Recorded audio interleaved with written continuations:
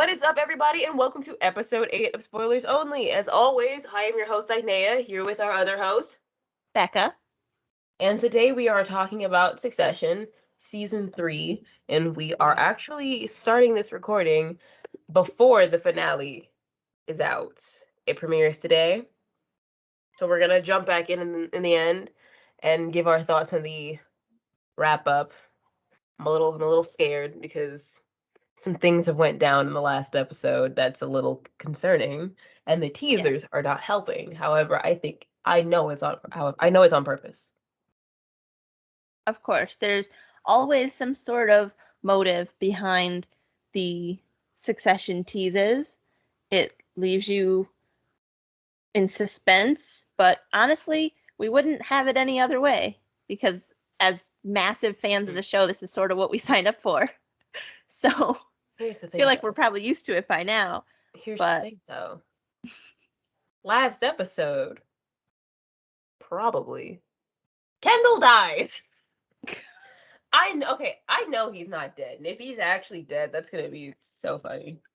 So funny. I know. I've honestly been thinking about it all week, and I've went back and I've rewatched the scene a few times just to see, because when I watched it the first time, I was in shock because we've never had a character die on this show before, and it's a weird, like, it's a very weird thing that we're entering now. But I was rewatching it, and so he's like in the pool float, and his son says, "Oh, I'm gonna go inside with Sophie. I'll see you later, Dad," or something. And he's like, "Okay." Will he? And and he kind of just like his voice just kind of sounds like he's maybe drunk or something is happening, and you just see him laying, face down on the pool float, and you kind of just see his head like slowly go underwater. And so I saw it the first time, and I thought I like saw like bubbles like coming out of his nose or mouth, and then like the bubbles stopped, and so I'm like, all right, what's happening here? He's not gonna die in like 15 seconds. No. It's kind of hard to drown yourself on purpose, especially if his head's just underwater. So Yeah. he'd have to have like some pretty strong willpower to hold his head underwater for the appropriate amount of time to drown himself. In which I know he doesn't, because he doesn't. But I don't think Kendall's actually gonna be dead, because that's just a little too obvious for that to happen. And then, like, in the teasers for this week's episode for the finale, he's not in any of them. No. And it's on purpose. They wanted you to think that, like, oh yeah, Kendall's dead, because there was no like references or any visual cues to any mourning or anything. mm-hmm. You're just left with the assumption that Kendall's dead because he's not in the teaser, and like, yeah, he looked like he was gonna die in the last episode. I don't think he's dead. I think that he's definitely like going through a major breakdown, because he's basically being excommunicated from his family. And although I would too, like, if my dad was like, hey, here's $2 billion, I never want to see you again, I'd be like, you know what, you're right, I'll take my money and I'll leave now. Mm-hmm. That'd be upsetting, but I would definitely take $2 billion to never talk to someone again. Sorry, Dad.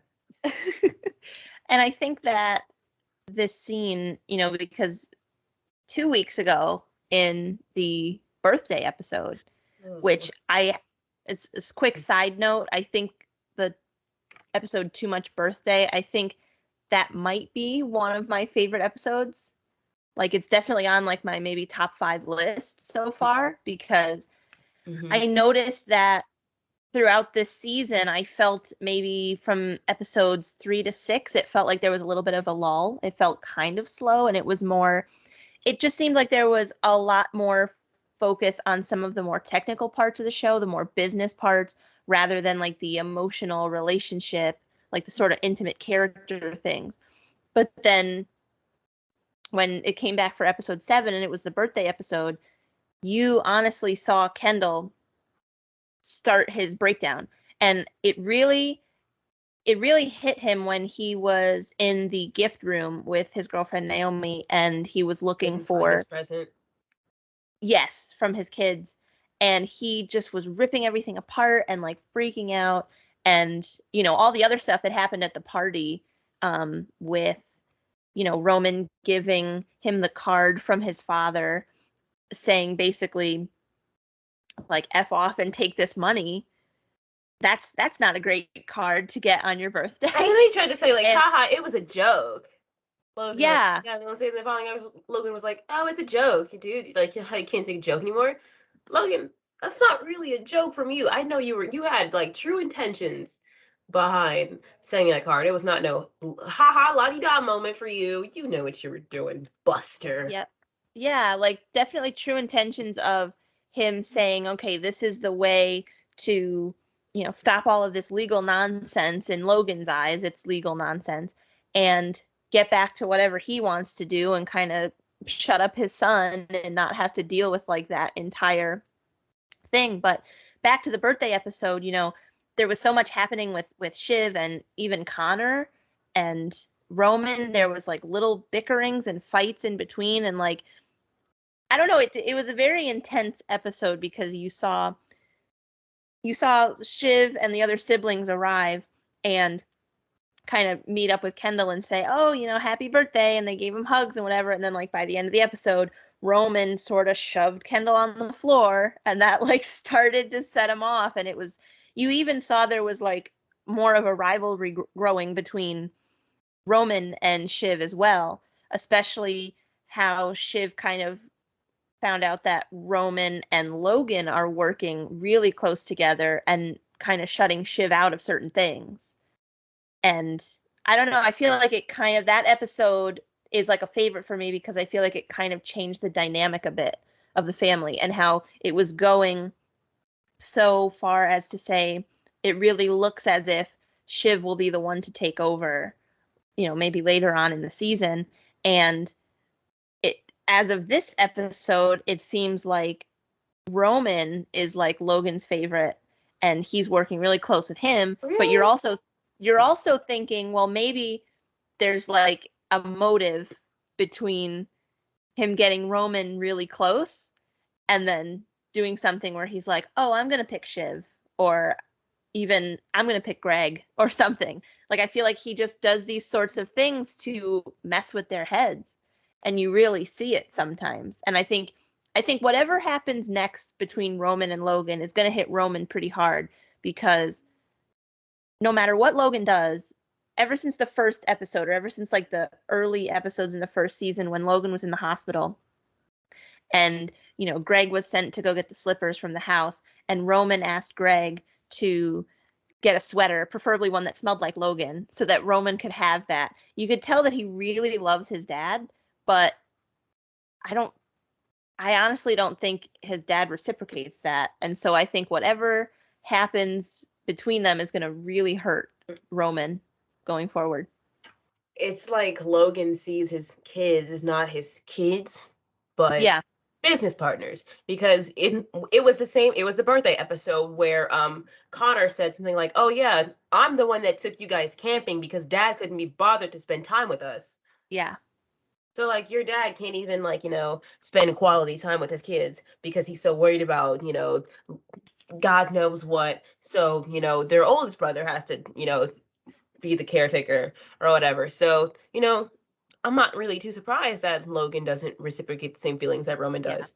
And that's a little upsetting, but Hmm. it's as expected with him because we continuously see how he treats his family throughout the show. Like, first off, where's Marcia?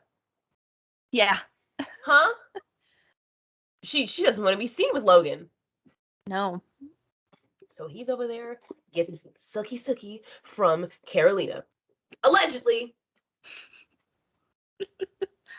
Yeah. And they really like, you can see how the siblings have like their little side chats and they try to say, They sound like oh, children, and I forget that they're like fully grown adults. yeah. And it's like, they always say, like, which one of these assistants is our dad with now? because I think that was even going back to season 2, like with Rhea, and when they had the whole Pierce acquisition thing, and you kind of saw how Rhea and Logan got close, and the whole family was like, "Oh, something's going on here." And now there's another like assumption, like you said, with Carolina, and there was also an assumption with the assistant with the long hair and the bangs. I don't remember her name. I'm sorry. But that's just something that keeps getting brought up. And I've thought maybe it's not true, but I mean, I don't think it's true. It's just that they're, being really inappropriate. Like, yeah. especially Roman, because all Roman ever talks about is like, dad touches my butt. Like, Yeah. I really think that this is not funny in any way. But I saw a tweet that was like, come on, like why'd you like it comes to like we come to find out that like Roman was like sexually assaulted as a kid because he talks way too much about like being like fondling people and like Mhm. really being really like sexually provocative about his parents, which is really weird. And he's Mhm. the only one that does it. So there's gotta be like a whether he's just attention seeking and just being like the weird youngest brother, or it's got a deep underlying meaning. Either way, Yeah. he needs to see somebody. Mhm. And that's actually, I don't think I've ever seen that theory out there, but that actually could explain a few things. And I think that would be like a really interesting like character development thing if that was something that was, came out later on. And I think also, um, even if he wasn't assaulted or something like that, maybe like as a child, he kind of sought comfort from like older people or older women, and that could be why he sort of has this running thing with Jerry, aside from, like you said, him just being like it's just Roman's just being Roman sometimes. And I think in this last episode with the Shiv, photo ooh, seen around the office. Shiv, this is her way of definitely getting back at them because like this is her way of getting back at Roman for well, Roman and her dad for leaving her out of stuff when she truly wants to be CEO and in power. So that's really funny that through all of this, the sexual assault scandal with Hmm.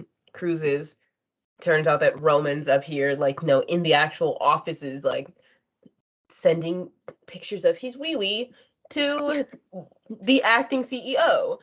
Yeah. Um, oh, so that could definitely open up a pretty big can of worms for Yeah, season and it's three, for season four, I mean. especially it seemed like Shiv kind of went into like almost like lawyer spokesperson mode right after because she pulled Jerry aside and she's like, "Oh, okay, so do you want to file a complaint? Is this something that's happened before? Do you feel uncomfortable?" And Here's the thing Jerry, that I mean, Jerry she was, knows it happened before. She's yeah. doing this to put this idea inside of Jerry's head, and it's definitely to bring down Roman. Hmm. But also, side note, the assistant's name is Carrie. I just searched it up because I forgot to. Because Ah, yes. I keep mixing up Carolina and Carrie's names, Yeah. but yeah, it's Carrie. But you know what? How you said before, that there's like a rumor, um, or an assumption by the siblings that Logan was with Carolina. I think they did say that at one point as well. So it would be Carrie and Carolina. Because I think I remember that from an earlier season, I think. So it seems like it was like Rhea and Carolina and Carrie. They always sort of try to pin something on it. And I even in this last episode when they're in Italy for their mother's wedding, they Their mom even asked, "Where is Marcia?" yeah, and they even sort of brought her in with the little running like kind of inside jokes that they have, but more of like inside theories. Um but yeah, with the whole like Roman and Jerry thing, I think I feel like because I rewatched that part and I saw how, there it was all about business, and they were saying how the deal might fall through, and Roman was kind of panicking because he wants to do this deal to kind of show his dad, hey, look, I can take over. I know I've acted out weird, but And he's I have still what it doing takes it. to take over. Yeah, and That's it. they're all at the table, and Jerry texts him and says, "Oh, well done, Roman, because he fixed this deal when you thought it was going the other way." And it couldn't have been more well thought out and planned for that entire thing, because you think Roman is about to have this major moment where he can kind of finally do something to prove he's a deal maker. He'll fit well in the company. He can take over for Logan, or he can take over the position that Jerry is like interim CEO. And I feel like something like that was coming, and we kind of anticipated it because of all of these, like, just the entire way that his character is made, and how this relationship with Jerry has followed into season 3, because it was really like a season 2 thing, and then just as it kind of followed into season 3, and now it's getting to where, like, yeah, Logan's involved and Shiv is involved, even though, like you said, it's been known that this has happened before. This was, I'm pretty sure, the first time that it was brought to Logan's attention, and now Logan is like, Mhm. I don't want you in charge of stuff. What is this going to do? Because they're just trying to get over the allegations and things that have come out with cruises, and they're trying to fix whatever's happening inside the company. And I think that this was such a kind of like a chef's kiss moment for the writing, because they couldn't have done it better. And this is going to give, like, Logan ammunition to say, I don't want you in charge. This is going to give Shiv ammunition to say, you should put me in charge. This is going to probably have some effects for Jerry and Roman, and maybe even Kendall as well. Who knows? Like, this is just going to be another, like, bump in the road for this family that's trying to figure out this crazy business. Imagine being just like a regular person in that universe and not even knowing that all of this like is going on behind the scenes, with Roman Yeah. being like his insane self, with all the bickering and like family fighting that goes into it, and it's not just regular business stuff, it's just them being like catty family members. It's so it's Mhm. it's so strange. But also, not someone, it was Logan, brought up a great point. Whatever happened to Tabitha? Mhm. Like, I I get think that, of that often. I'll say I forgot about her until like I was like, oh yeah, Roman did have a girlfriend that he kind of stole from underneath. Who was it? No. Okay, Tom, I I think. remember. I remember it was Yeah. it was at Tom's bachelor party, and Mhm. that thing happened. Oh my god. So yeah, that happened, and then he was like, you know what?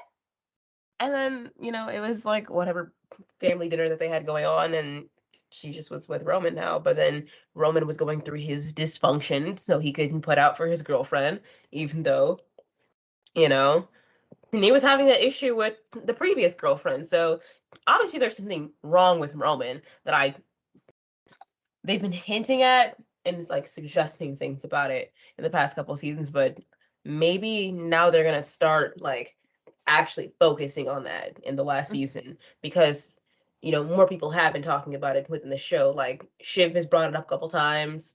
You know, Roman's made joke jokey jokes about it a little bit, so Mhm. maybe they'll bring it up as well. Yeah, and I think something that you were saying about Logan bringing up Tabitha, I remember the scene in season 2. Yeah, pretty maybe it was the end of season 1. It was either the end of season 1 or it was season 2.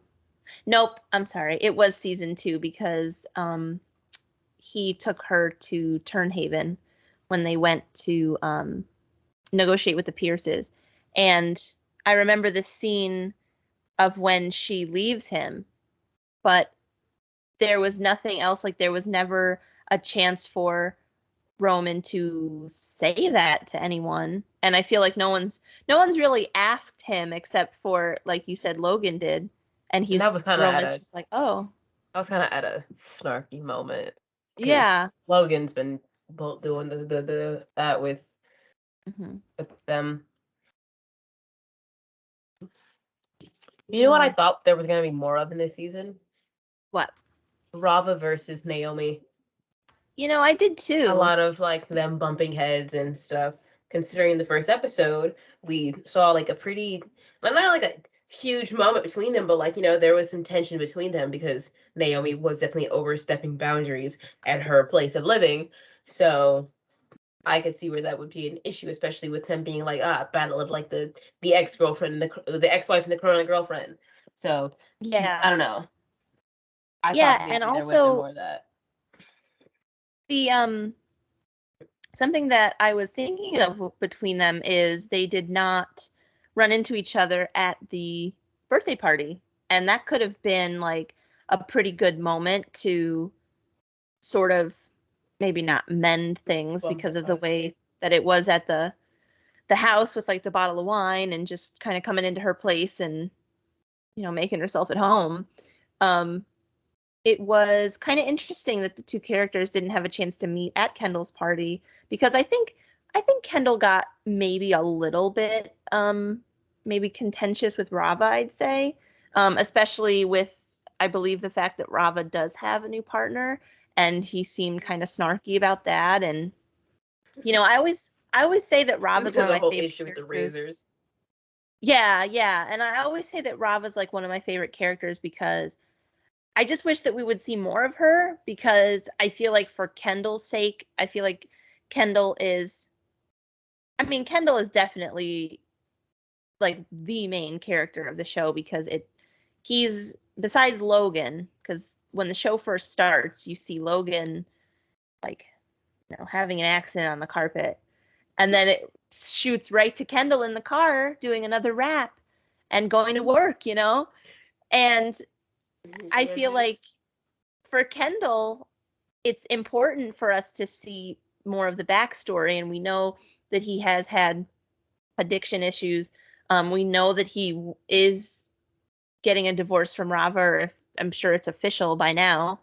Um, Yeah. and I feel like I wish that there was a little bit more dialogue or a little bit more story between them because maybe there's things that happened in the marriage that we don't know about, and it might be character building, or it might help us with like something that we notice happening between him and Naomi, or if there's something like that. I feel like it's interesting, but I am glad that she's not too close to the family because at least there's people who are connected to the family that are able to like kind of get out and like do their own thing, and they don't Mhm. have to be trapped within the whole Roy saga monster thing. Like, I don't even know what to call it. But something that like popped out at me this season was that like so far, because I don't know how the episode is going to begin tonight, and I'm like very nervous. But something that I noticed was at least two times this season, episodes have started right with the Without, credits. They haven't had an opening scene at all. And that really messes me up because I expected usually, to transition like slowly, like Kendall says something stupid or like he's like, yeah, let's go, and and then then it it starts like transitions, boom, boom, boom, boom, it boom, builds boom. up, Yeah. but instead, no, it just jumps straight into it, which kind of that builds more tension, and it's off-putting. Definitely Yeah. off-putting. And normally, like on Succession Sundays, I like to make an ice cream sundae and have it. And it's hard to like sit down and get ready to watch a show and have like a spoonful of ice cream. And all of a sudden, oh my God, the credits are happening. Because there's I like a should little buy ice dancey dance cream. that I like to do when it's on. And I like to like pretend I'm playing the violin and do the piano. It's like a whole thing. And it was it's it's tough when that happens, and I am gonna I don't think I'll have the ice cream tonight. I think I'm going to skip it, and I think I'm going to prepare myself for whatever happens tonight. Because who knows? I mean, how are they going to pick up from that last episode where literally the main character is just floating in a pool? And is he dead? What's happening? I don't Like, think he's dead. I don't think he's dead. Like I said, they want you to yeah. think he's dead because cliffhanger's sake, but like he's not Mhm. dead. There, that'd be too much of a cheap out to kill him. And if he is dead, and I said that, I'm not sorry. No, I know, you're um, right. I mean, it's tough, and it's also um something that I think about is I saw a tweet about because people were looking at the teaser and the coming attractions, and you didn't see him there, and so it's like, oh, it's just they're just gonna have the wedding without Kendall, and no one's gonna ask where he is. And somebody had like a picture, and it looked like Kendall was at the wedding that happens in this yeah, episode. his So little bald fuzzy head, I saw it. yeah, yeah. So at least if we, go on with the assumption that he is still alive, I wonder what this is going to do for like his mental health and his children and Logan, because even if he does die in this episode, which, like you said, I feel like it's kind of unlikely, but in the event that it does happen, that conversation that he had at the dinner table with Logan will have been the last conversation that you see between them. And Which was kind of that's, messed up. I wanted to yeah, talk about that also because like yeah, obviously you knew that this was like a huge moment in Kendall's life. Like he could have died. There was a kid that died around him, yeah. because of something that he wanted. So, that's been plaguing on him for like the past year or so. And you decide to bring that up to try to talk about him. Like it's like, oh, how long do you think that boy was gasping Mm. for air before he died? Why would you say something like that? Because you know your son is struggling. And if anything, that definitely turned into like that pushed him to doing more drugs. Mm. Yeah. Because he was obviously he relapsed at that point, and that's what he was doing when the boy drowned because they were trying to go find some coke or whatever. Season 2, he was using, and then that's pretty much how he met Naomi because he was well, not how he met Naomi. That was with the Pierces, but that's how him and Naomi became closer because they just started like using like a buttload of drugs, and then he ended up like crapping in her sheets because he was just that high off of coke. Which is something Still don't that understand still that. has not been touched on. I don't think Or it's going to be. I don't think it's going to be. at this point, probably Did not. she But did she notice that her sheets were missing? I Did know she that notice that her room had like a lingering smell of doo doo? we've discussed this before, and the thought of just that the way that scene is, and how there's absolutely no dialogue. There is very light music and No, say he just just wakes up, feels feels the warm squishy beneath him, and he's like, "Oh, I had a yeah, stinks," and just cleans up and he leaves. it's a lot. But like I said, since like Um, the first season, we've known that Kendall. First of all of them have Kendall has struggled with his mental health because there was one scene in season 1 where he's in the bathroom and he gets frustrated and he just like starts like going oh crazy, yeah. just tearing up things. And then the scene finishes with him, cleaning up his mess, Mhm. puts everything away, and he just leaves. Mhm. That's I don't know, having like a silent breakdown and then cleaning up and then leaving like nothing happened. Me too, Kendall.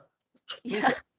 Yeah, and I actually rewatched the first episode the other day, and I really paid attention to that scene because although like the part of him like screaming into the coat has become a meme of sorts, a very good like screen cap. I've seen that a lot. Um, that scene I feel like kind of puts the character on a trajectory of this is kind of how he deals with his problems. I feel like is if he's not using, he will destroy things that are around him and then just go back to like as if nothing happened. And I that scene always stuck out at me though, because I thought it was at first I thought it was funny how like he destroyed that perfectly good hair dryer and just beat it up bangs it on the drawers, and like they all had like little nicks on it, and he was like, he started by breaking the Q-tips, and then he was just slamming stuff around. And at first I thought it was kind of comical because it was like, It was, don't lie. he could have gone outside and like screamed, or he could have like, you know, drank a lot of water and just like had, taken a breather, or like went into the elevator and just stood for a second.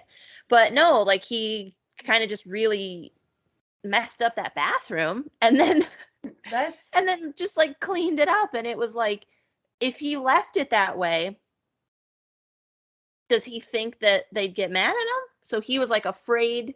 He was like really angry, and then he was afraid that one of the cleaning people, or even like Marcia or Logan or somebody, would go into that bathroom. But it's like, even though there's still like marks on the little drawers, and the garbage can is full of things that he just broke, didn't he realize that people are going to know that he was just in there? So I think it more so has something to do with the fact that like he just didn't want to let anybody know that that's what he was in there doing. Like, yeah, they will look into the trash, but like I don't think they're gonna pay too much attention to it. But it's just the fact that it's almost like he, it's his way of bottling it up, keeping it to himself, pretending it yeah. did not happen, but still expressing it in a way. hmm So I think that's all that And I was. think, yeah, and I think like us being like super massive fans, and we like to rewatch and sort of note these things down, because a lot of, I mean, the writing on this show is just so superb, and like there's all these little hidden things that can Emmy winning be, for a reason. yeah, these, there's all these little like Easter eggs, or there's these little like hidden maybe character moments or dialogue moments that you might forget watching like the first or second time, and you go back and you kind of reanalyze everything. And I mean, it's easy to get like sucked into it.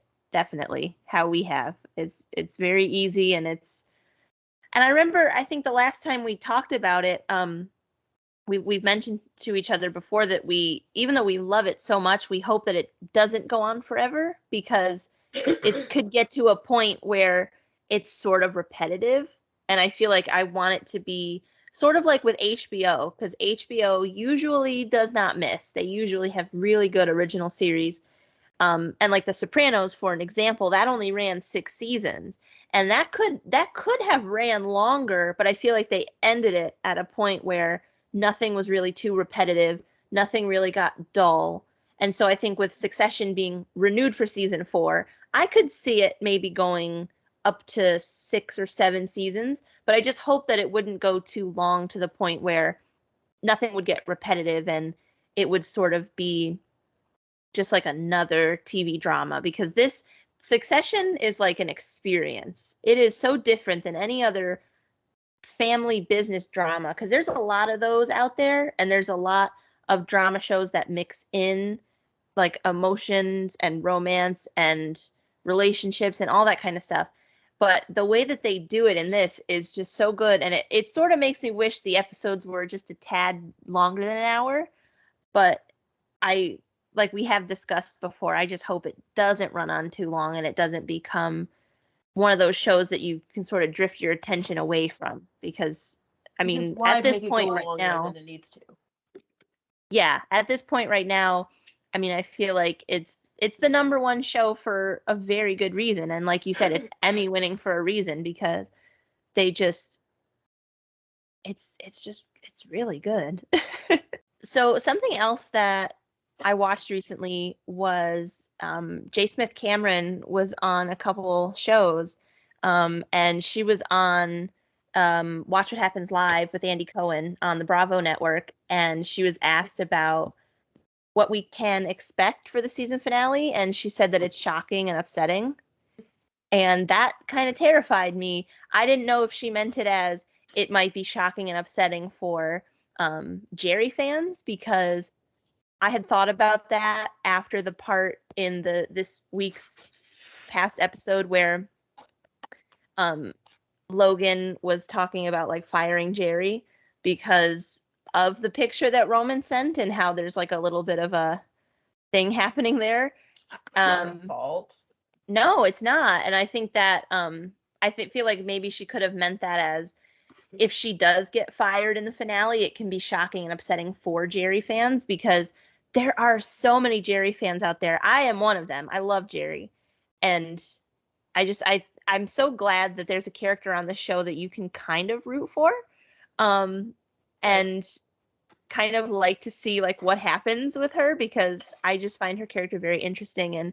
And she also went on MSNBC. She was on The Beat with Ari Melber, and she talked about how the character was originally written for a man, and like it was spelled Jerry. Maybe I just And changed it. That's awesome. yeah, and she didn't have time to like rewrite some of the scripts and some of the parts to like from like a female perspective.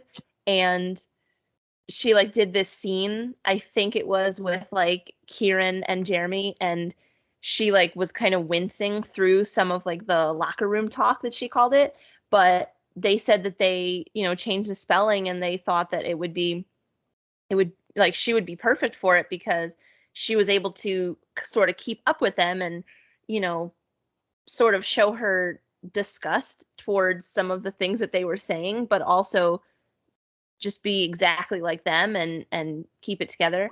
And she was also asked what, who do you think is going to take over? Because Ari Melber had asked her like, can you tell us anything about what's going to happen and like who do you want to see take over? Or can you tell us who's going to take over?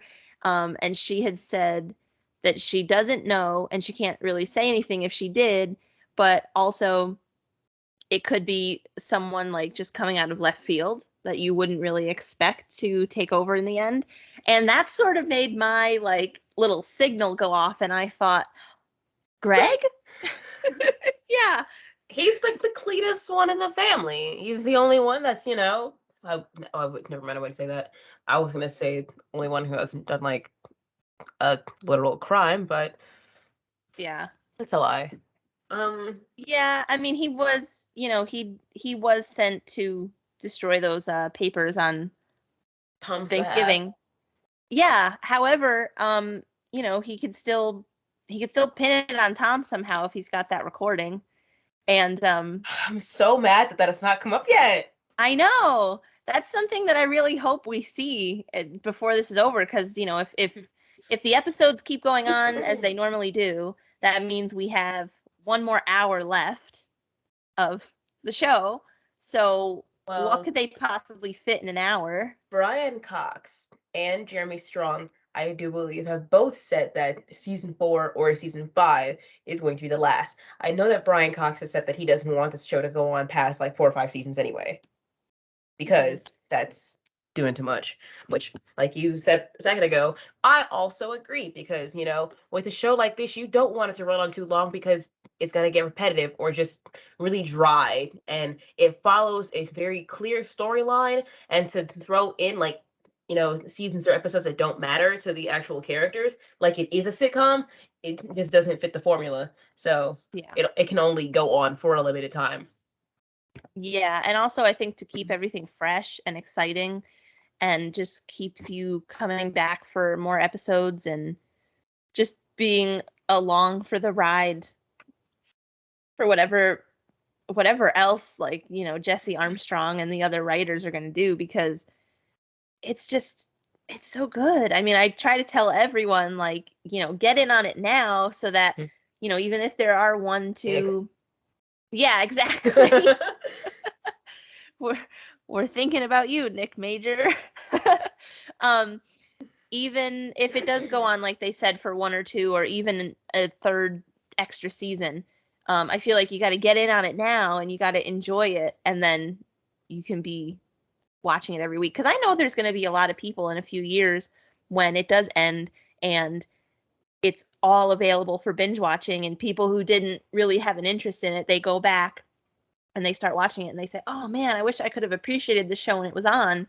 And that's how you got to be with it. That's it's why I'm it's a so treat. glad that I'm catching it at least now. Although I Yeah. would have loved to see this when it first premiered because I only picked up on it like before season 3 back when I think they were just starting to film season 3s when I first got into it. So at least I Mhm. got to appreciate it now. Better late than Yeah. never. But, it would have been nice to see it like in its like original raw feel in the first season. So yeah. Which is Yeah, why I I'm was glad I'm catching more shows like that too. yeah, and I think with and I know we've talked about this a little bit before, like with streaming and Netflix and Hulu and the way that they do certain things, it can be a bit, I feel like for me it can be a little upsetting if there's an entire season at once, because I'm going to say, "Oh, well, this is only half an hour show. I'll just go ahead and watch it. I'll just watch this whole season. Why not?" In one And I sitting. think like yeah, and I think with shows like Only Murders in the Building, that was like a Hulu original, and even though you did get 3 episodes on the first day, having it weekly after that was great. And there's been some other shows on Hulu this year, like Dope Sick was a really popular show about like the history of like Purdue Pharma and like the opioid crisis and stuff like that. And that was an every week show, I'm pretty sure. I And wish they so would I think, definitely do that formula a lot more, like HBO and yeah, Hulu are doing. yeah, I really like that. And it feels like a little bit of nostalgia before streaming and before people were obsessed with just binge watching everything as soon as it came out. But with Succession, I was going to add that I did not watch the first season when it was on. I got into it just after the first season aired and then just before season 2. Like when season 2 was starting to come out, that's when I started getting into it. So it had been a very long wait for this season 3 because it was delayed because of COVID and other things. But now that it's like now that it's basically over, man, that went by way too fast. Way too fast. I need TV companies to bring back the like 20 to 24 episode a Mm, season formula rather than having like the 7 to 13 episodes because listen, I don't want to watch a TV show in one sitting with only 10 episodes. And it also sucks with Succession how there's only 10 episodes a season. And although it is coming out weekly, this season went by pretty fast. And although we covered a lot of ground in it, I wish that we could cover more because, I just want like a bigger season. And I think that also kind of touches on the fact that, we were just talking about how we don't want the show to go on too long. yeah. I feel like that could definitely still, having 20 episodes a season could maybe affect the story because like there is this steady flow. And I think having like 20 episodes for 2024 episodes a season would like leave room for like fillers and just unimportant stuff.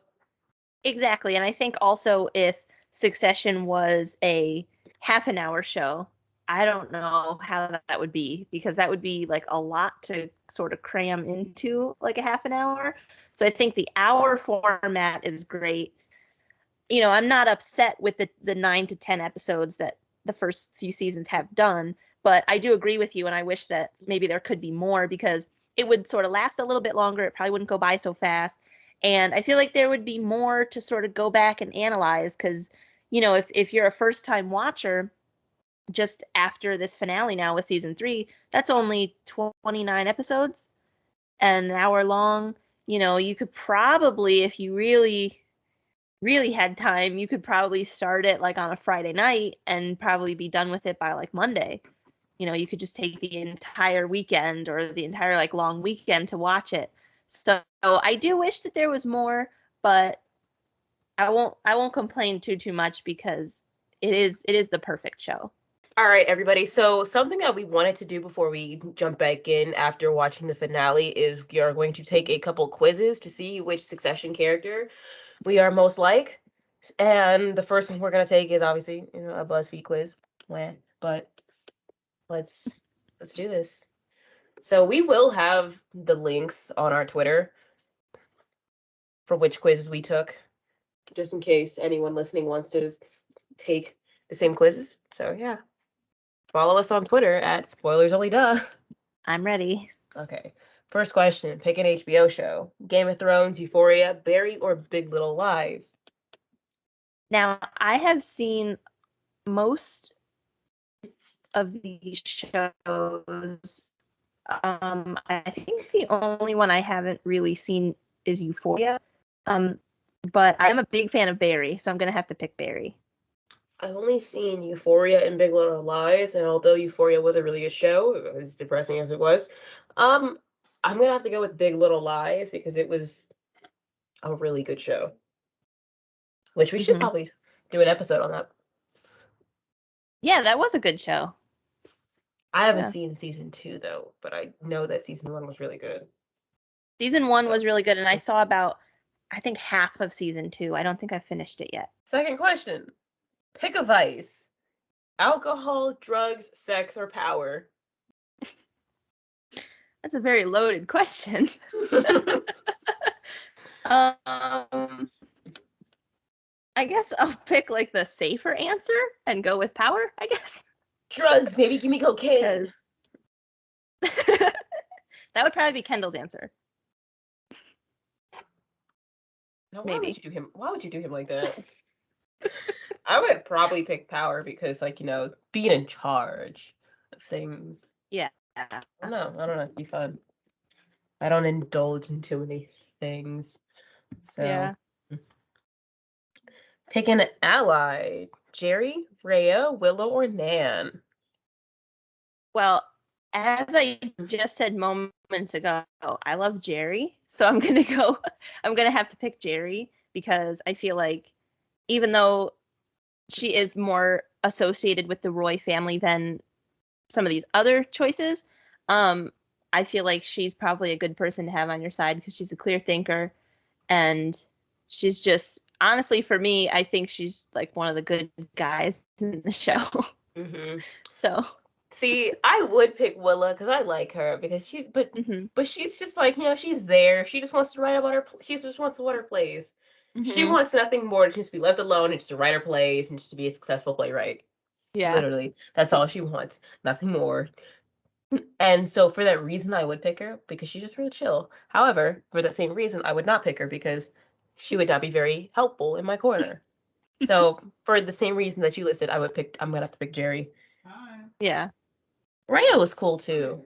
They were just real, they were just a little too happy to sacrifice her. Yeah. And I did like Nan as well. I really liked the Pierce storyline because I feel like they were adding new characters, and sort of like how they've done this season with like Adrian Brody's character and Alexander Skarsgård's character. It's nice to see some other familiar faces on the show, and it was nice to see another family, like another sort of family oriented business like the Pierces, because you have the Pierces and the Roys, and they're both like a media mogul family in the same realm in like with politics and news and branching out among other things. And it was sort of like the Pierces are sort of the opposite of the Roys because especially how like their dinner went, it just seemed like they were maybe a more loving family than the Roys. They just kind of gave off a different vibe. So I did really enjoy the Pierce storyline as well. But the next question is to pick an event. So, underground party. Can't really get through that without laughing. Underground party, wedding, dinner party, or roast? I'd have to probably go to dinner party or roast because like food's being involved and you don't have to sit through a long ceremony. So I'm gonna pick dinner party. I think for me, No, I'm gonna pick roast. I think for me, I'm gonna go with wedding, only if this means that I would get like sort of like a front row seat to the Shiv and Tom wedding, because I would have wanted to be there and sort of mingled with the family and stuff. So I think I'm gonna go with wedding for that one. I don't know what that's gonna do to my answer, but I'm just gonna give my truthful answer. The next question is to pick a Hogwarts house. So we have Gryffindor, Slytherin, Hufflepuff, and Ravenclaw. I hate this question because I am not a Harry Potter person. I'm not interested in that, so I have no idea. I actually have never seen the Harry Potter movies, but I have done the online quiz of like which Hogwarts house would you be sorted into, like sort of trying to get myself sort of invested in it in some sense. And I'm pretty sure I was Gryffindor because I remember the red crest that I see here. So I'm gonna go with Gryffindor. I'm just gonna go with what picture I think looks the best. Because I don't know anything about this. Yeah. This is the worst question to add. Okay, the next one is to I'm pick gonna a do quote. Hufflepuff because this is a nice little badger looking creature. If I had a year, I could tell you my whole life.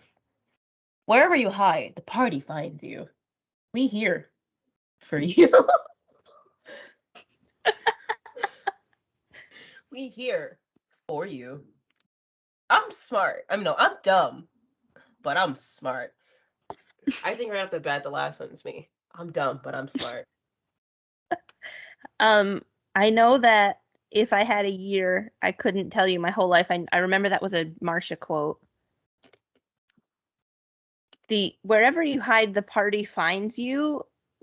Was that a Kendall or a Tom quote? Or maybe it was Roman, or was it Greg? Sounds like a very, that sounds like a very Kendall Tom thing too, Greg. Yeah. Let's see. I think I'm gonna go with "We Here for You" because that's an iconic part. I'm gonna pick I'm dumb, but I'm smart. I like I'm that. dumb, but I'm smart. Okay, so pick a place to work. Oh This is no. a tough one. None of these places. Cruises, right? Cruises, theme parks, news, or none. They do give you a none option. So I kind of want to like theme parks. That'd be pretty cool. Um, because like I don't know, on your day off, I would imagine that you like could visit the park and like ride the roller coasters for free or like at a cheap rate. You know, you can have like family time there for free or at cheap rate. yeah, I wouldn't want to work on a cruise because it's just a boat. yeah, It's just a just boat. a big boat with like, a big boat on water, but somehow they have water on top of it when they have pools and things. So cruises have never really been interesting to me. And the cruises in Succession as well. That's a not fun place to work. So No, it's like not. like Greg said, what if you don't like it in the death pit? So I'm not gonna touch cruises at all. I think I'm I want to gonna. say what's funny is he said that about. No, he didn't. Never mind. I was gonna say news, but that was the whole like. I have principles. For one, don't lie if you're the news. I think I'm gonna pick theme parks because I don't know. I like roller coasters. Yeah, I think I'm gonna go with news because I am very heavily interested in news, and I do tend to watch a lot of news. And I also, when I was in school, I had always told everyone that I wanted to be a journalist and I wanted to work for like MSNBC or something. So I'm just gonna stick with what I know, and I'm gonna say news. I really like this next question. Pick a word to describe yourself. Mysterious, funny, powerful, or depressed. Which I feel like one person can feel all of these things within like the span of maybe a month or so. So kind of go through phases. Um, but I think at this moment in time, I'm gonna go with funny because I am funny. I'm hilarious. Yeah. I'm freaking hilarious, man. Pick up Muppet. Dude. Kermit, Miss Piggy, Fozzie, or Animal. It's definitely between Fozzie and Animal. Mm. I think I'm gonna go with Fozzie.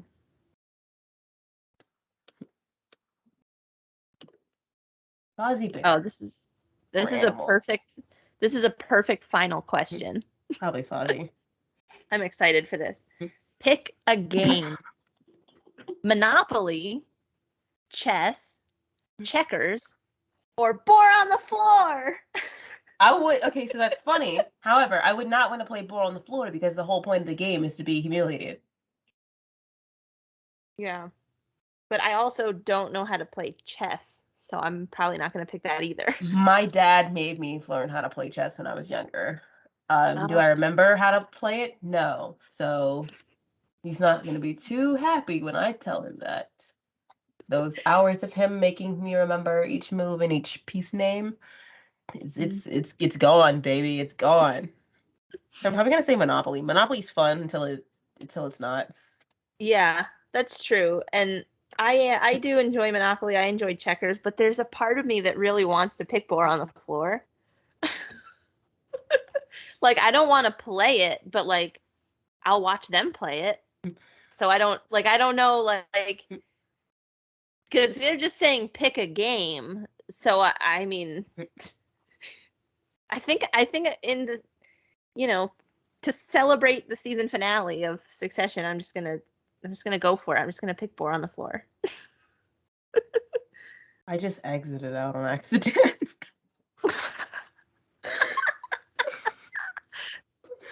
Wait, let me go back. Okay. Okay. I said Big Little Lies, Power. See, I'm still tripped up on this question between Jerry and Willa. Yeah. Here's the thing, though: are we talking about just buddy, friend, or is it like in business? Yeah, because it just says ally, so it could be a friend, it could be a business partner, it could be someone that you'd like to support you. So it is tough. I would help Willa write her. Wait, I would help Willa write her plays.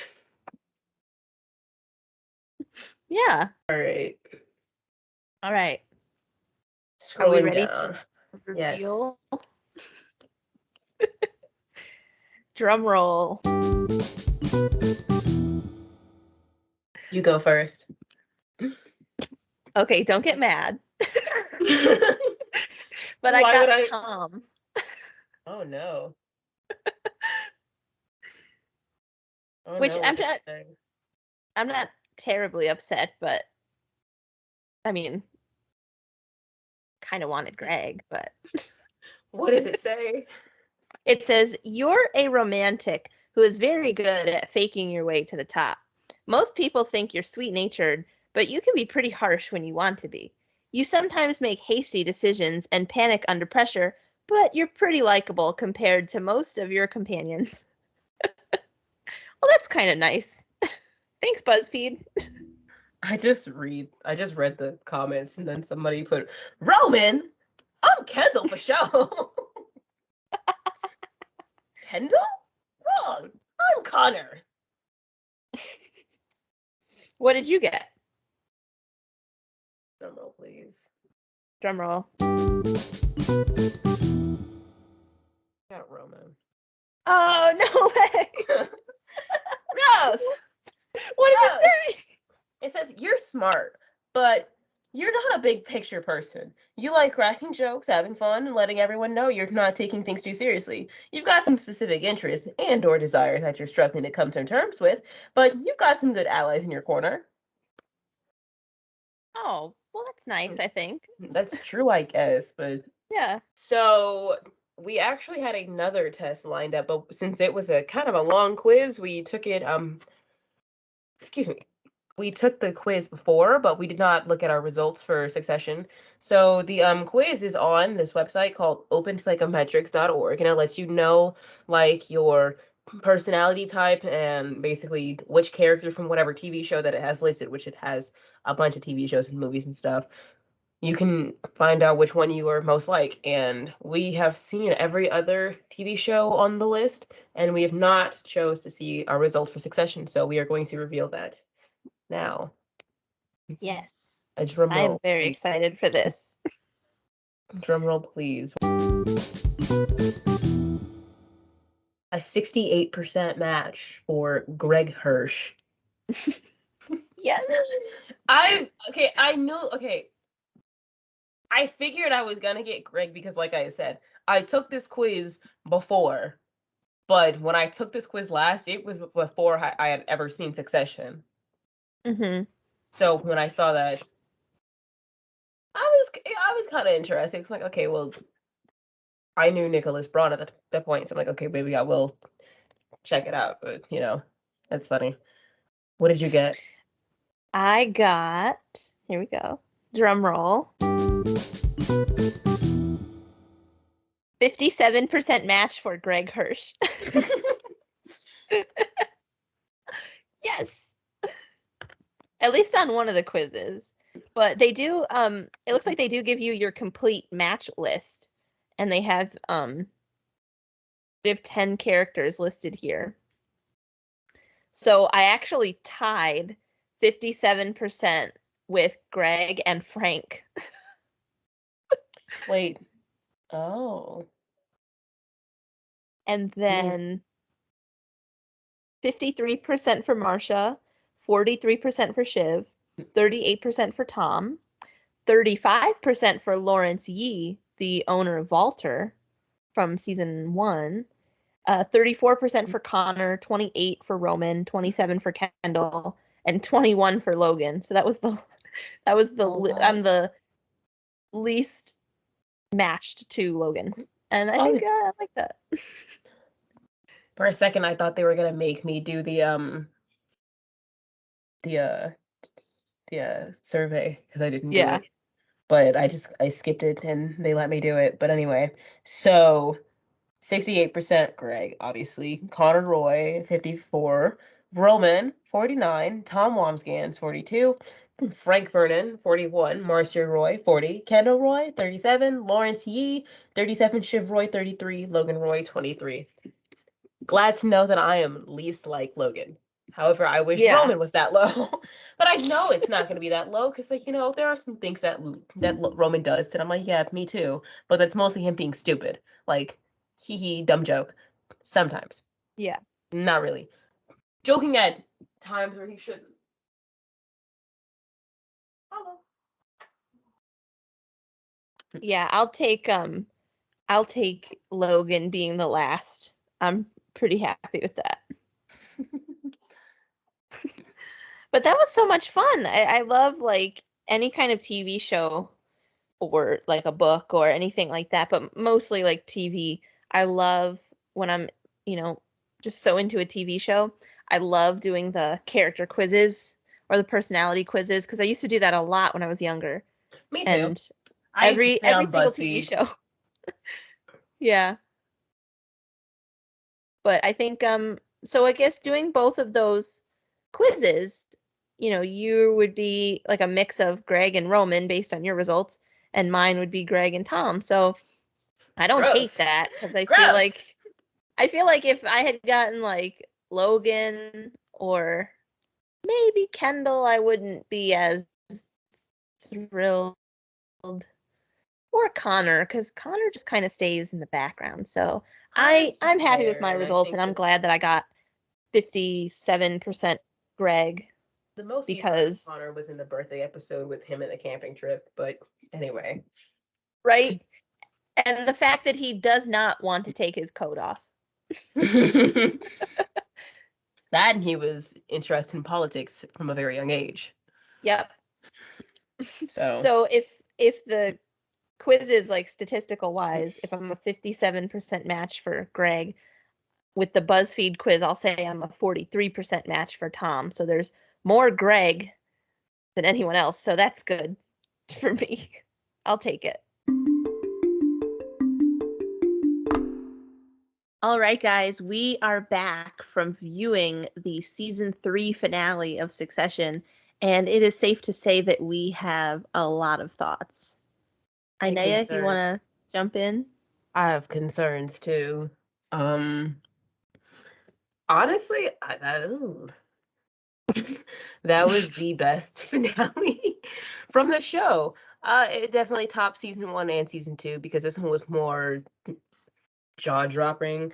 Like, you can say that the season 2 finale was jaw-dropping with Kendall, pretty much having forward with betraying Logan, but this one was the ultimate betrayal with allegedly, but all signs point to Tom ratting out the kids in quotes because they are grown ass people, but ratting them out to their dad.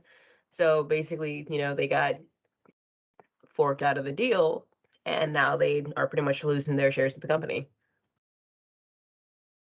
It was jaw-dropping and just I honestly, and I was kind of live tweeting a bit because I couldn't, and I wanted to live tweet, and just certain parts I thought I would have something like funny and like witty to say, but honestly, I could not pick my phone back up, and I was just staring at the television, eyes wide open, mouth on the floor, like just is this happening right now?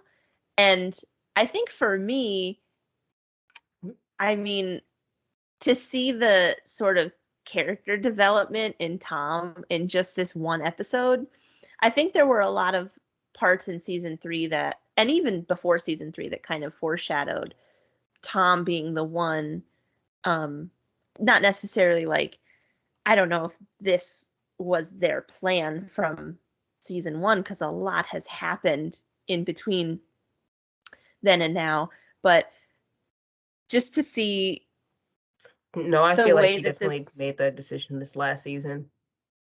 yeah, and I think like especially after, because like I was saying, there's a lot of things that like foreshadowed this, and I think what's really started it was the wedding, when Shiv says, I want to have an open marriage.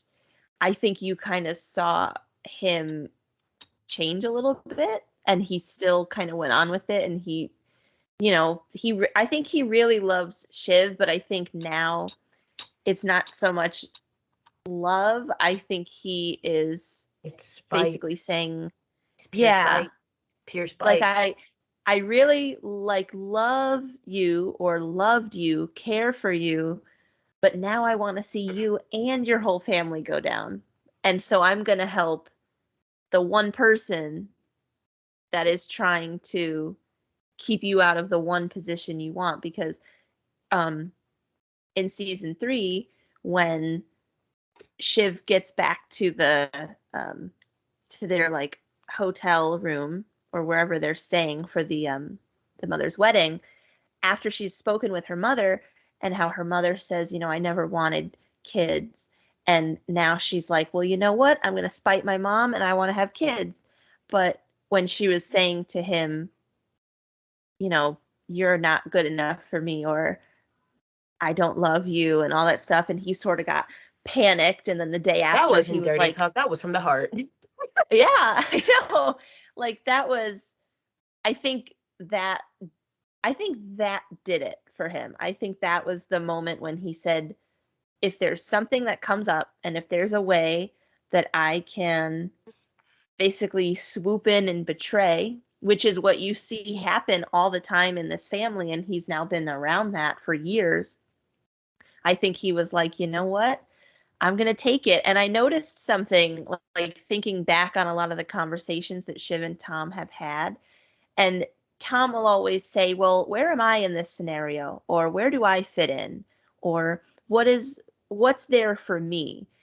I don't know if he could be acting that way in like a sort of selfish way, but he's also looking out for himself because he's not a true Roy. Of course, he married into the family.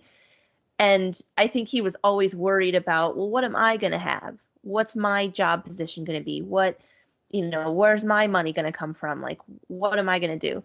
And even in one of the final scenes, when Shiv is in the car talking to him on the phone, and he says something to the effect of, well, where do you see me fitting in with this scenario of if they do the supermajority and they sort of take their dad, overrule their father? And she's like, "Oh, don't worry, you'll be at the top. It's important for us siblings to do this, and blah blah blah." And I think it's a lot of that, and I think it was a lot of him really talking about how he was really nervous about going to prison. And I think she was also nervous for him, but she didn't really seem to focus on it too much. And I think that kind of fueled him. And I mean, I think there was just so many parts that kind of foreshadowed this.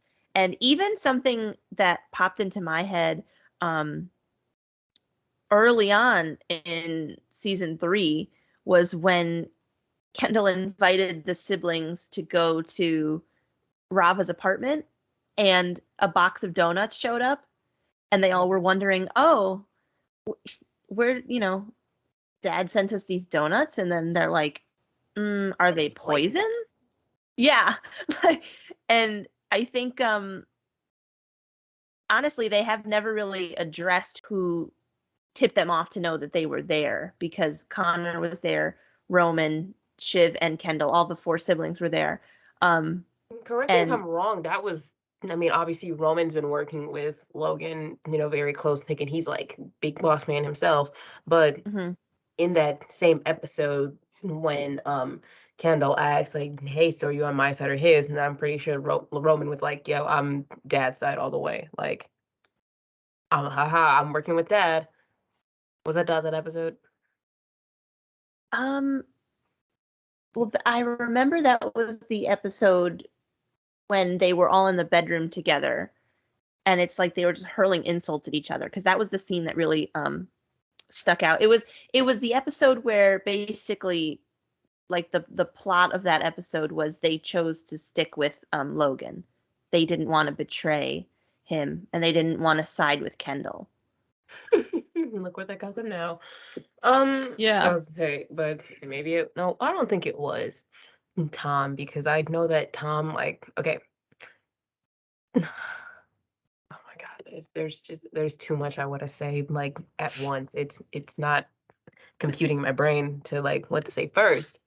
But basically, so all throughout the season, or even before, Tom has always wanted to be on top.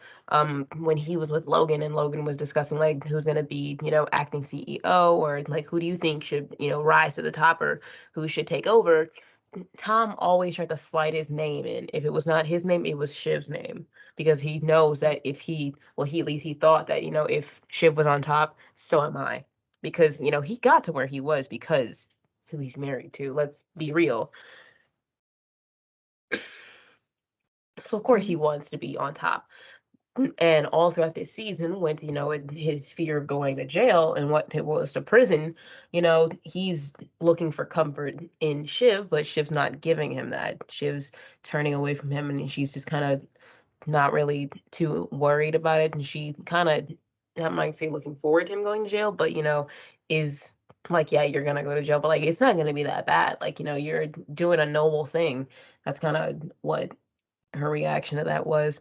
Um, so when he sees that his wife can't even, have his back, he's probably thinking like, why should I have your back?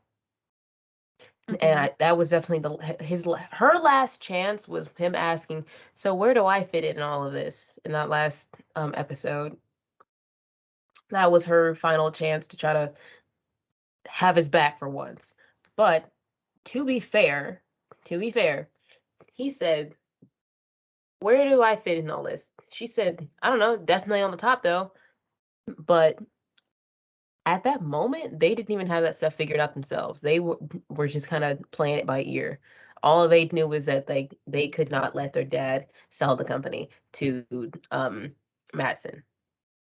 Mhm. That was the like the groundwork. Nothing else had been really finalized. They didn't know what they were gonna do. They were making things up. Just as long as this family was still in control, family, and not what's his face, Logan. Don't know how his name slipped my mind. But yeah. So Yeah. yeah, Tom not getting the answer that he wanted, he was like, you know what? I'll do, fine, fine, I'll do it myself. And then he brought his little pocket boy, Greg, along. But Greg didn't know anything. All he knew is, um, you know, will you side with me? And Tom made an excellent point when he told Greg, like, yeah, think about it. Nobody in this family has ever had your back the way that I have. Tom, although he has not had Greg's back, he's had his back more than everyone else has Mm-hmm. because he was willing to lie and say all the evil stuff that Greg has done, all the crimes and stuff that Greg's done was his. Just so only one of them, as they were saying, Christmas tree, you know, pushing my problems on Mm-hmm. you. He that's a pretty that's a pretty heavy thing to ask for someone, but Tom was willing to do it. That, and also Tom has been the only one to ever, you know, be close with Greg. Sure, it was never nice, but like he was the only one that was ever close to Greg, and that's his family. Let's see, Mm-hmm. Kendall, Kendall, yeah, those guys, those are his family. That's his cousins. However, they have not had a full-on conversation with Greg ever. And If Logan did call apart Craig at the party. So you have an excellent point there. But when Tom said that about like think about it, who in this family has had your back and all that. Um you were like the first person I thought of when he said that. Like I immediately thought of you because I was gonna say, you know what? I feel like Inea would have a lot of contradictory points to that, Tom. And all this stuff kept playing in my head Well, as I to was be trying to like pay fair, attention. as much as I dislike Tom, he has a fair point because Mhm. although he, used Greg the same, like in a definitely a more harsh way than I'm struggling articulating. But anyway, basically, he's using Greg the same way that the Roys are using him in a very, you know, footstool way, but in a way worse way worse, considering no one has ever beat on Tom. But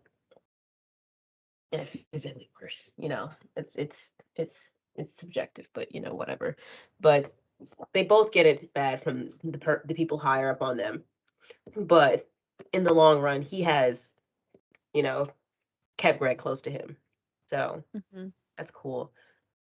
Which is really Do funny you because you go ahead. I got because I'm gonna keep going. No, I was gonna say, do you think that throughout the next season, because I know that and you have called yourself a part-time Tom Wamsgans hater. Ooh. And you have said that on the show before. Do you think that at all throughout maybe this season or the next one coming up, do you think that your mind will change at all with Tom, or do you think that like you're still not going to trust him fully and he's like did he move at all in your like character rankings? Like do you have a more favorable view of him than like No. maybe one of the others? No, if anything that this episode has showed me is that Tom can play just as dirty as the Roys. Because, throughout this show, we think that Tom's just this dumb guy who everyone's just pushing around. His wife doesn't treat him, the way she should.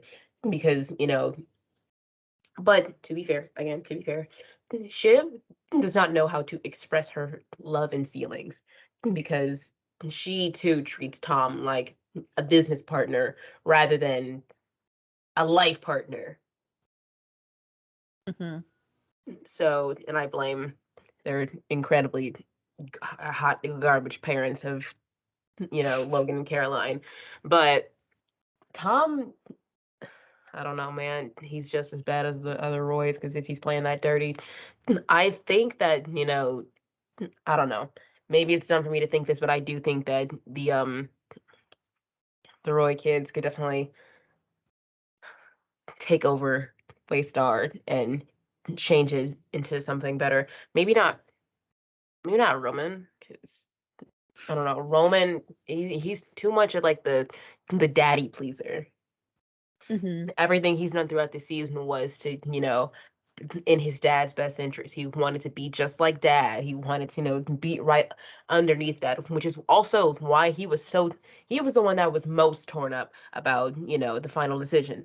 Because Kendall was the one breaking down throughout this entire season. However, Kendall was the one that was like who kept together when facing dad because he's been getting this treatment since the beginning. However, Roman, he's not used to, this treatment. Sure, Logan has punched out his tooth before, but like he's never, business wise, got, been treated this way. So for Mm-hmm. him to, lose the thing that he, was looking forward to having, he's torn up. He's on the floor crying, and then oh my god, can we talk about the final frame of Mm. Shiv like piecing things together where she's just like, oh, because I know in the last episode where we talked about Succession, we talked about where do we think that this marriage is going. And I saw it Mm-hmm. heading in a better direction this season. That's that's a not necessarily a Yeah, better direction, but like it not felt like like this. it felt like they could have worked through things. Mm-hmm. But this last episode was definitely no one's no. Yeah, because I feel like throughout season 3, there hasn't been as much focus on their relationship as much as just a lot of business talk. There wasn't like too much emotion aside from like Kendall's breakdown, but that was like a bit sporadic throughout, and you really saw that But birthday episode and after that. and this one, like Yeah, he but finally confessed what happened to that scene was very touching with because they're like these robot people who don't know how to talk to each other.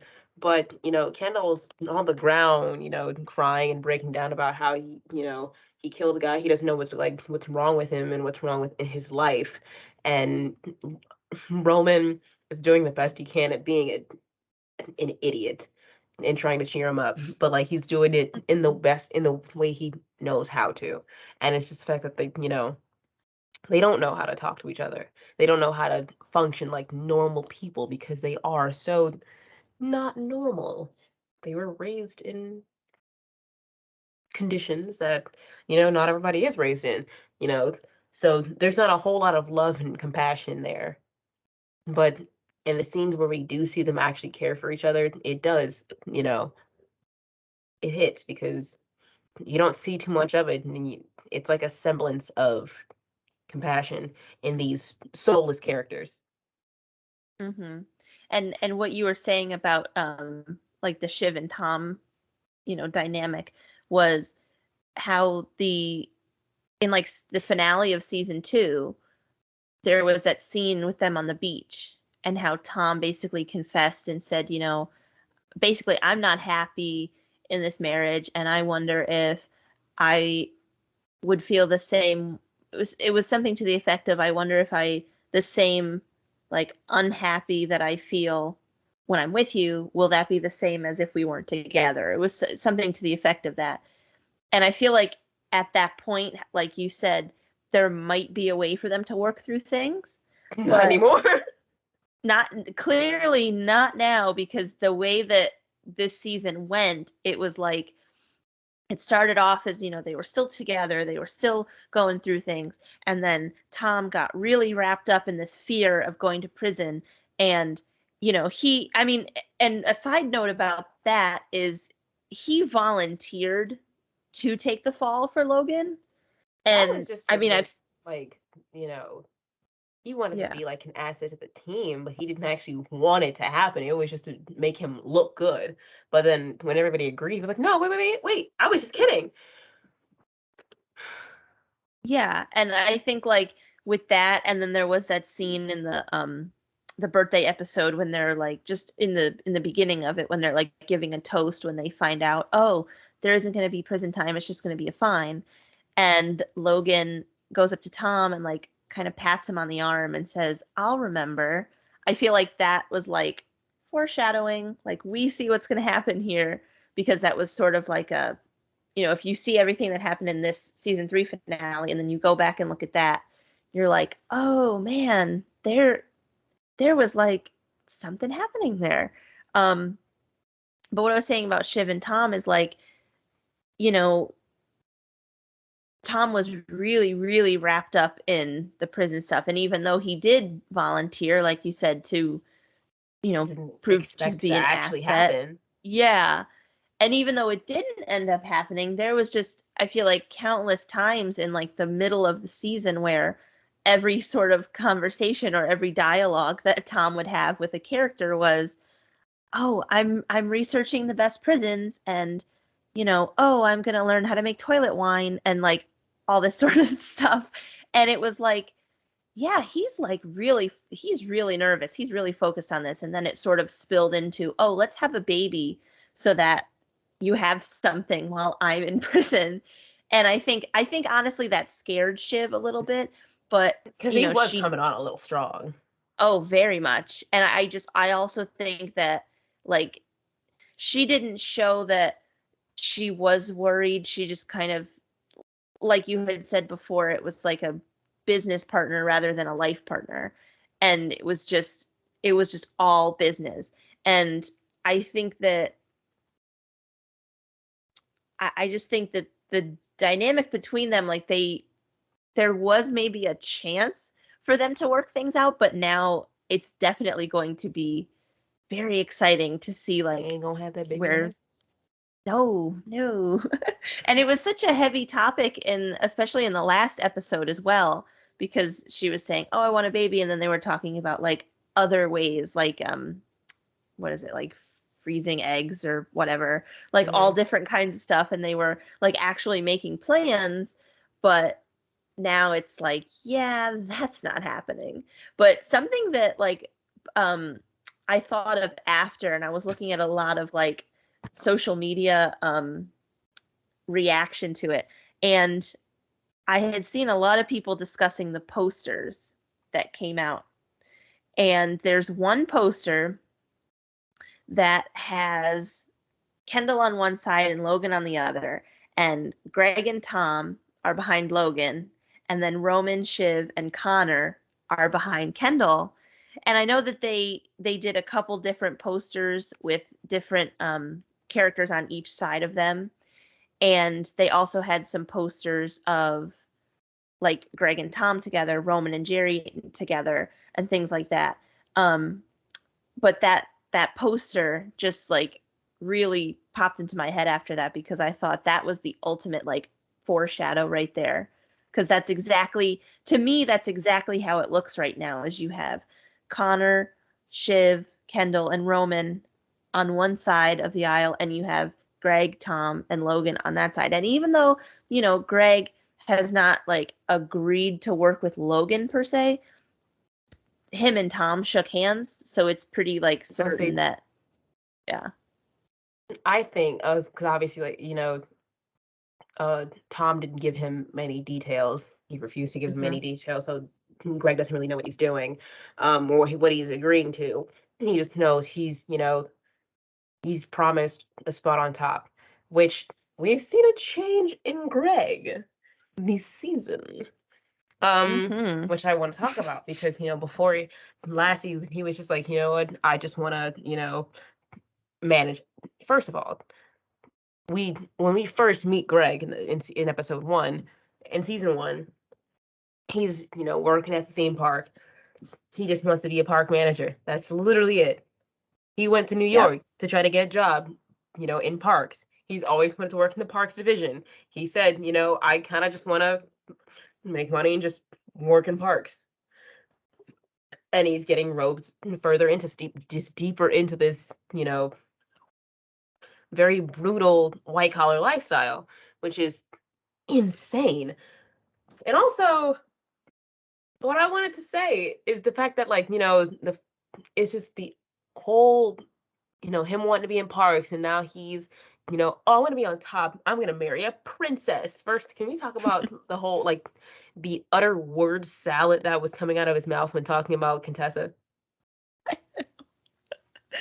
And I rewatched that. What were you saying? What are you talking about? Literally, you are saying a lot, but yet nothing.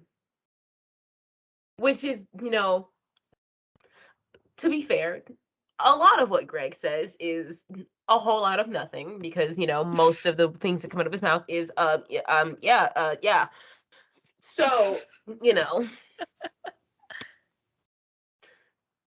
before I get any deeper, I just want to lightly reference him walking up to Roman and going, "Yeah, you are a sexual pervert." If that was like probably the only like maybe sorta comedic moment in that episode, because I really enjoyed that. And I think, like you were saying, there is a little bit of a change in Greg. And I kind of like to see this because, he his like mannerisms and the way he presents himself and the if it is to be said, so it be, so it is. Like a lot of the things that he says is like word salad, but I feel like now he's in that moment he was like taking a stand and he's like, well, you know what? Yeah, that's how I feel about you, Roman. I mean, considering, his recent thing.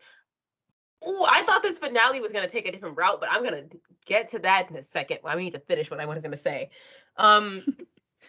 So I've read a couple articles where people were interviewing Nicholas Braun, asking him about, his opinions on Greg and stuff. And a lot of them asked the same question: do you see Greg as a CEO? And his answer to most of them was always something like along the lines of, well, I think everyone's corruptible. And I really saw that this episode, especially with the talk between him and Tom about, who needs souls anyway. Mm-hmm.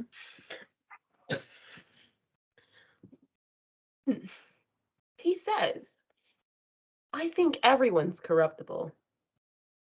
And little did we know, because this was like, either beginning of the season or like a bunch of episodes ago. And little did we know that we were going to see like the corruption of Gregory Hirsch.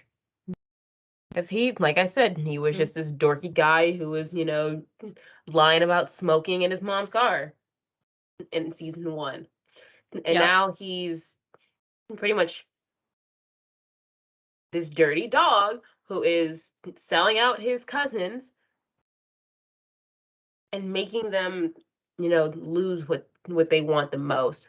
But it is to, get him on the top. And to be honest, Tom isn't completely in the wrong because, he's been getting the short end of the stick always has. So you can't say that it's, unpredictable. But, their change in behavior is completely understandable because when you live and you surround yourself with these people, you're going to learn their ways. You're going to assimilate to their ways. So Greg and Tom becoming these two, seemingly vicious and cutthroat people like, the Roys are with, their own very close blood. It's not that crazy to put into terms. Yeah, and I was gonna say something else that I was thinking about because there were so many scenes that like just popped out at me for different reasons. The scene of when Kendall, Shiv, and Roman are talking outside, and it was sort of like the part where they were kind of all isolated to themselves, like they were all isolated together, and Kendall confesses about what happened at the wedding, and he, actually expresses his feelings and like breaks down. Um, I rewatched that and I saw the part. I could see like Kendall's face change a little bit because um, they were all talking business, at least Roman and Shiv were. Kendall didn't really want to be involved. And Kendall looked and saw like waiters or like caterers like coming out of this exit. And I just saw like a little bit of a change in his face. And that's when he confessed. Like that's when it kind of hit him and he was like, "Ugh, I'm going to tell them about this." And I swear I really got a little choked up at that because Me too. it was something to see these characters show emotions like that. It gives me depression. It was just, You know, this last episode was hard, man. It was hard. it was. And I think the You hate these anticipation characters. from this. You know, say you hate the characters, but yeah, you can't help, you're watching them all day in this show. You can't help but to feel for them in certain scenes or to have, favors towards them. So when you see them feel such heavy emotion or, feel like they've been wronged or, get deeply upset, you feel sad for them. Like, Mm-hmm. they're not good people. For the most, for like, they're pretty horrible to each other. They're horrible. I would not want to be their friends. However, I felt so bad. I completely understand how you feel. And I was thinking, the anticipation I had for this episode and also real like all of the stuff that happened basically at the end of this episode and just that entire build up to those final scenes. I completely forgot that we were coming back from Kendall possibly dying in the last one. And I then it told you just he starts wasn't off dead. it just starts off with them playing Monopoly. Like nothing No, happens. no. Okay, what's really funny is because right before we went to go watch that episode, when we were taking our quiz, one of the Mhm. questions I chose Monopoly for favorite game. That is so funny. But yeah, I mean, just to leave last week's at him, you know, hey, we don't know if he's like drowning or not, and to have it come back with, oh, okay, he's fine, and everything's going on business as usual.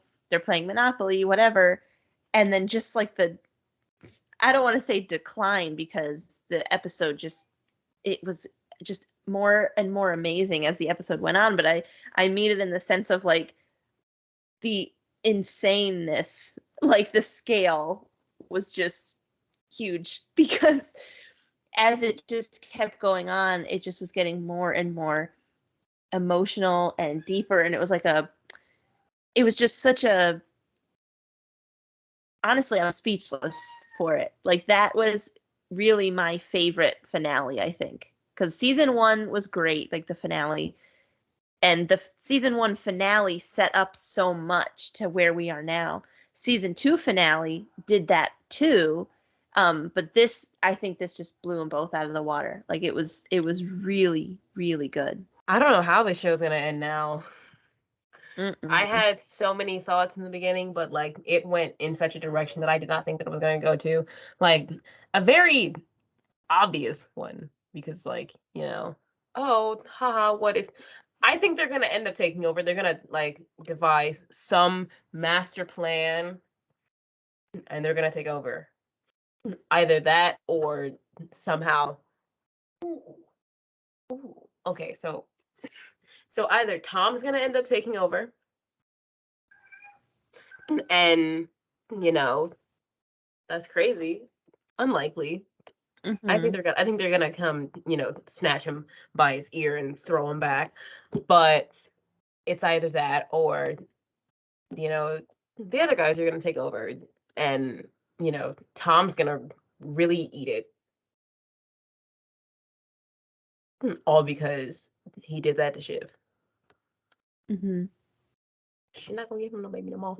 But I thought this finale was gonna go more in the direction with like Roman being a actual creep. Mm-hmm. A as Greg put it, a sexual pervert. Considering the last episode closed off with um Shiv asking Jerry, do you want to like file like charges against him? Like that's harassment, baby girl. Yep. So I don't know. I'm really this season is give them all the Emmys, give them all the Golden Globes, give them all the awards, please. It was so good. It was so good. It really was. And something else that we learned in this episode, because we did learn a lot. One thing that we did learn, do you know what it is? What did we learn? I'm confused now. Connor is the eldest son. Oh. No, okay, see, what's funny is like I get what Kendall was saying. However, Oh, yeah. he did completely gloss over the fact that, you know, that Kendall is the eldest. Like, I get that he was like Kendall was getting at the fact that, like, the ones who were tied to the business. I'm the oldest Yes. that's tied to the business. But, you know, Connor's right there. You could have I worded it know. differently, but also that just shows how Connor just completely gets glossed over, which we haven't mentioned him this whole episode, which so that goes to show, obviously. But that was so funny because he was like, I got engaged, and nobody said congratulations. That's probably because Willa never said yes. At that point, Willa never said yes. So no, you did not get engaged. You proposed to a woman who she doesn't even want to be here at the time. She just wants to write her plays. Mm-hmm.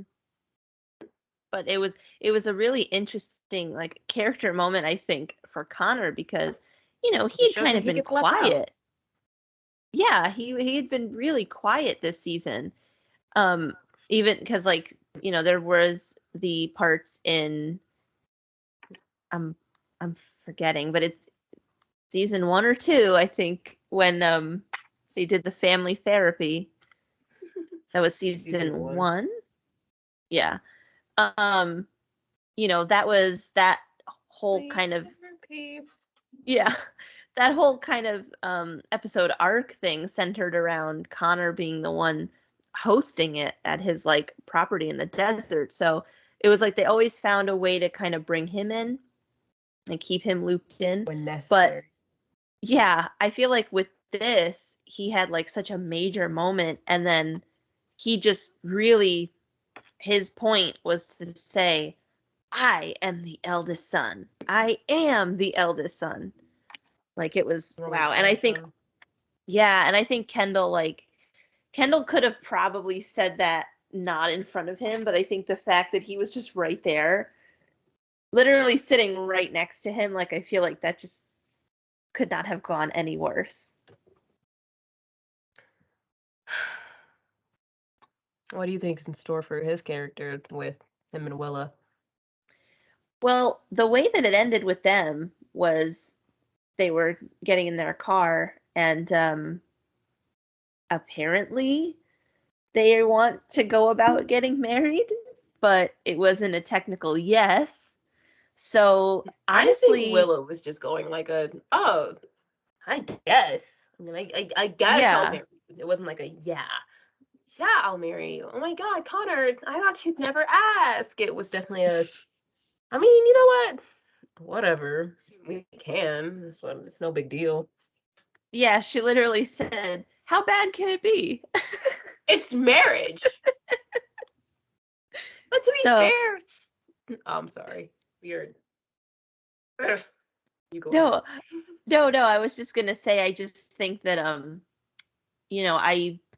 I feel like I've more like I have had more thoughts about where like the Tom and Greg storyline will go, and the siblings, and I kind of feel bad because I haven't given too much thought to Connor.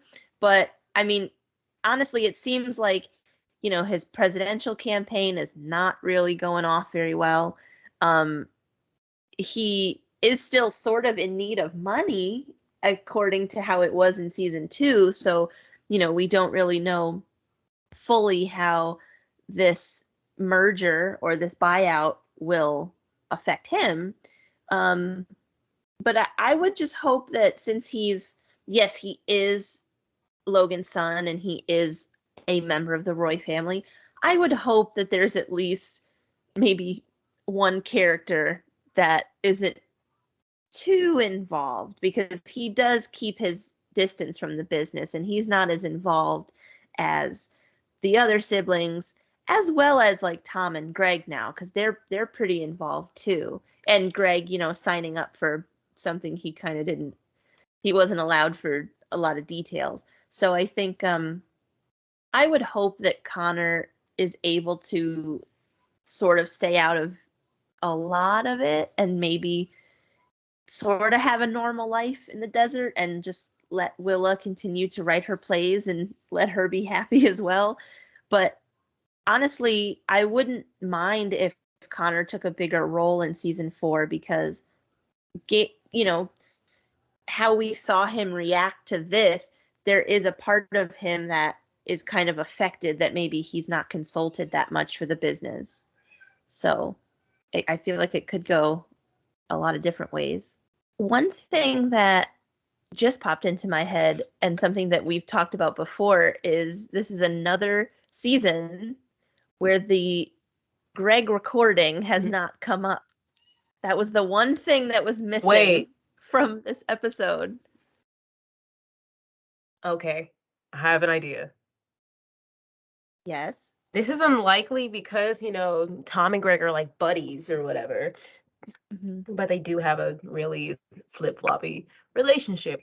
So imagine there's a shift between them two in season 4 for whatever reason, whether it be sabotage from probably like Roman Kendall or Shiv's point, sabotage between Greg and Tom.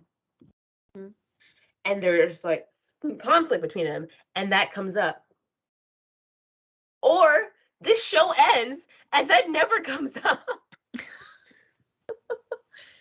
Honestly, I feel like it could go either way.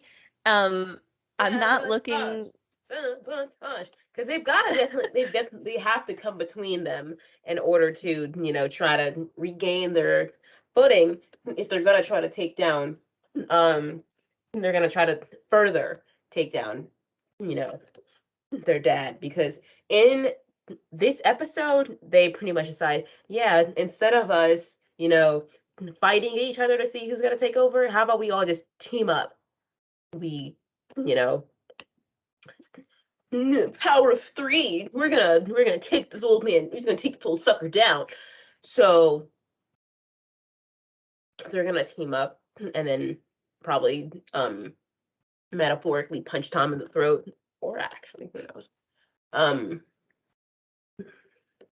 then they're gonna come between Greg and Tom, and what happens then is maybe the recordings will come up in season 4.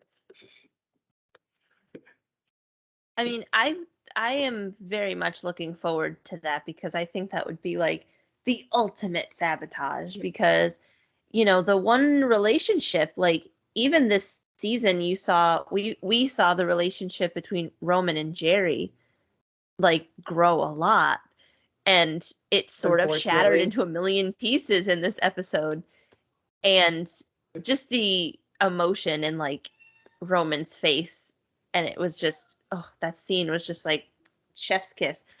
But with regard to Greg and Tom, they've never really had a big fight, or they've never really gotten very upset at each other. Yes, Tom has lashed out at Greg a lot for no reason, hurled water bottles at him. We've talked about that before. Own personal issues. Yeah, but I feel like that's the one relationship that hasn't really taken center stage. And I would hope that season 4 covers some of that and we see what happens, because now they're like, they shook on it. They're like really like business partners now. And also, I think that in regards to like Roman and Jerry, I don't know if that relationship is going to be like salvageable now. However, there is still that looming thing of the fact that if Roman tried to get back at Jerry or tried to do something to Jerry, she does have those photos and she could do something publicly to say, oh, I'm filing a complaint against Roman Roy because, you know, he harassed me with these photos. So I feel like it's a very slippery slope for a lot of the characters. And I don't know how long I can wait for season 4. I'm going to need lots of teasers and photos and news. So upset that this went by so fast. Like, it feels like we just recorded the last episode because, like, the premiere, like, just happened. I know. Like, I know I was with my friend yesterday, and I was like, oh my god, dude, it's happening. The Succession finale, and she was just like, already? Like, I feel like you just told me, like, the season 3 just came out, and I was like, yeah, I did, actually. But what I want to say about Jerry is, do you think that Logan maybe said something to Jerry, like, hey, this stops now or you're fired, or something to that degree? Because You she know, was cold to that's Roman. Their relationship had built up, and she was feeding into it, and then just like that, it crumbled. yeah, that's a really good point. I didn't really think of that until you just said that. Also, it could be a way for like Logan to get her on his side by saying, if you don't help me with this, everything that's been going on with you and Roman is now going to be in the tabloids. Because I feel like Logan has the power to put something in the tabloids and take something out, like we saw with Kendall and the caterer. You know, that has never really seen the light of day when it comes to being in the tabloids. And also something about the whole Kendall caterer storyline is that's something from all the way in season 1, and that's still being carried into season 3, and I'm sure it will have some That's a sort of effect life-changing in. moment. I know. And I'm sure it will be carried into season 4 as well. And that's why I really hope that with something as big as that being carried throughout all these seasons and sort of being like, it almost in a way it's being like held over Kendall's head, I would hope that the Greg recording can be carried as well, because I feel like that's important and that could really blow up a lot. But I mean, I'm really excited for season 4, and I wish it was on like tomorrow. I would just watch it right now. But that final scene, that's just gonna have to, I guess, hold us until Come on, it's time. guys. Let's spring for 13 episodes. Why stop at 10? Like, if they're gonna stay on like the shorter season side, come at least do like 13, please. 10's not Yeah, enough. 10's not enough. that's We got reasonable. we got a good story in 9 episodes. However, let's do 13. At very least, let's do 13. I want more. Mhm. Give me more. Give me more. Give me more. Yes. Well, I think that was everything that I wanted to cover. Um, there was so much that happened in this episode, and to think that it was just like an hour and 5 minutes long, it's like impossible, because it was honestly like a masterpiece, like a Definitely the best. The best. yeah, like the I feel like the history of television has changed forever now. And As I please said to give you, them all of the awards. as I said to you earlier, I want to write a TV show as great as this. Mhm. This one, it's oh boy. But I would say that that pretty much wraps up our Succession discussion. Yep, we hope you guys had as much fun listening to this extended episode as we had recording it. And I mean, it's really safe to say that Succession is like our favorite TV show, because it's, I mean, what is there not to love, honestly? But whenever Succession season 4 comes out, HBO, let us know, please. There will be plenty more where this came from. So if you enjoyed this episode and the previous episodes, please give us a follow on Twitter at Spoilers Only Duh. Please share with a family member or friend and check us out on all major podcast platforms, including Spotify, Apple Podcasts, Google Podcasts, iHeartRadio, and more. So until next time, this has been Spoilers Only.